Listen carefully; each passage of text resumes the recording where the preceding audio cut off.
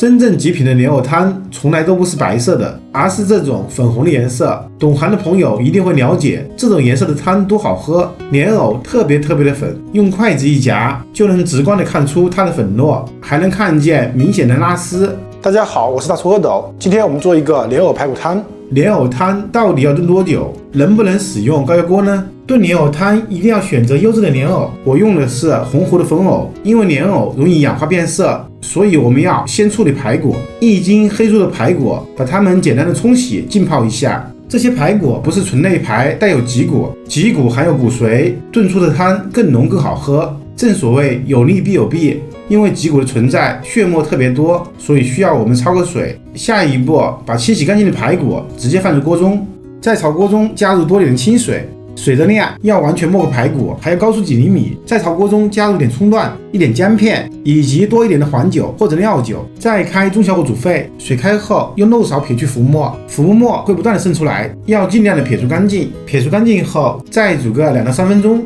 时间到，把它们都捞出来。先放入温水中浸泡一下，再用流动的温水把排骨仔细的冲洗干净，特别是脊骨里面的缝隙，一点血沫都不要有。大厨，为什么一点血沫都不要有呢？是因为它们腥吗？腥只是一方面，更重要的是血沫里面含有铁离子，久煮会发黑，会极大影响汤的颜色。清洗干净后放一旁，沥干多余的水分。等待的时间，我们开始处理莲藕。600克左右的莲藕，清洗干净后，先用刮刀刮去它们的外皮，它是没有漂白过的，这是莲藕的本色，它的表面有一些锈斑，刮掉即可。不到1分钟就把2个莲藕的外皮全部处理干净了。这种粉藕它的颜色也是粉红色的，淀粉的含量特别高。接着我们用刀把莲藕的两头修整一下，把看上去有些发黑的地方切掉不要。全部处理完成后，我们再斜刀把莲藕切成滚刀块，这个需要一把锋利的刀，最好提前磨一下，否则莲藕特别容易产生碎屑。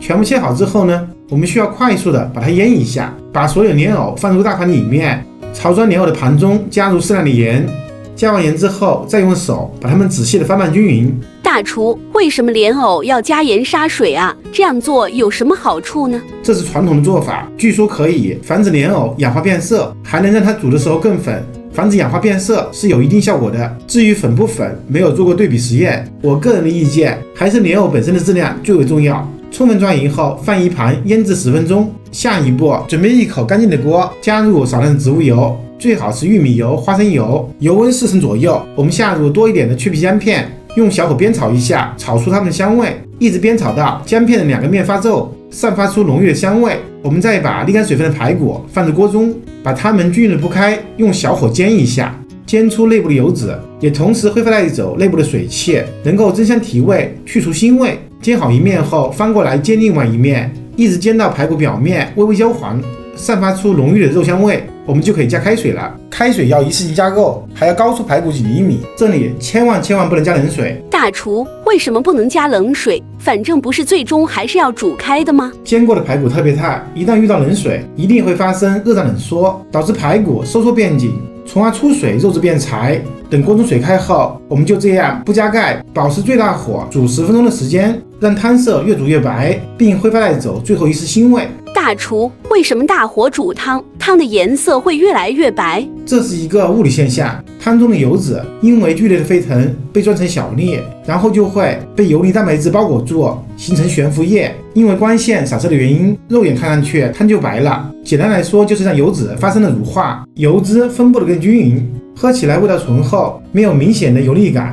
煮到5分钟的时候，可以选择性加入一点清洗干净的白胡椒粒，也可以选择起锅之前加入白胡椒粉。煮的时间，我们把莲藕快速的冲洗一下，然后放一旁备用。10分钟后，汤变白了，我们放入莲藕。传统的做法会使用土砂锅，俗称吊子，用小煤炉炖4到8个小时。你没听错，真的有这么久，嘌呤也特别高。我们今天就换成高压锅，压30分钟的时间，等它自然的冷却放气。好了，时间到，打开盖子，把汤倒回锅中，根据个人口味加入适量的盐调味即可。大厨，我一直搞不懂为什么炖汤要最后加盐。不管您炖什么汤，一般都不要提前加盐，提前加盐会让排骨的蛋白质变性，从而鲜味出不来。要先花时间把排骨的鲜味炖出来。肉已经烂了，泡个10分钟就会有味道，一道超级好喝、汤浓味美的莲藕排骨汤就完成了。莲藕又粉又面，那味道真是一绝。我是大厨阿斗，我们下一个视频见。